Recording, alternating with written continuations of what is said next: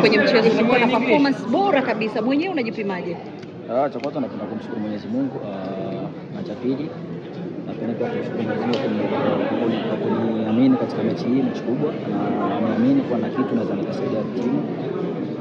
Napenda kukurisha shukrani zangu zaidi kwa Mwenyezi Mungu, maana yeye ndio kila kitu.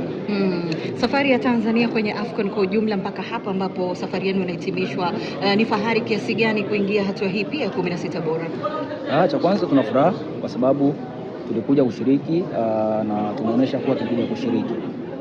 Kwa hiyo tunapenda pia kushukuru wa Tanzania kwa support yao ambao japo walikuwa hawapo, lakini mioni mwetu kwa tunaamini kwa tuna support kubwa nje yetu. Kwa hiyo napenda kushukuru Mungu kwa haya yote ambayo yametokea. Sele, unaiona wapi Tanzania tumeweza kucompete na Morocco na kuruhusu goli moja tu kwenye mchezo mgumu kama huu? Sasa hivi tunamshukuru Mwenyezi Mungu, mpira wa Tanzania umekuwa kwa kasi, na kama unaona tunaweza kubiti na timu kubwa kama Morocco.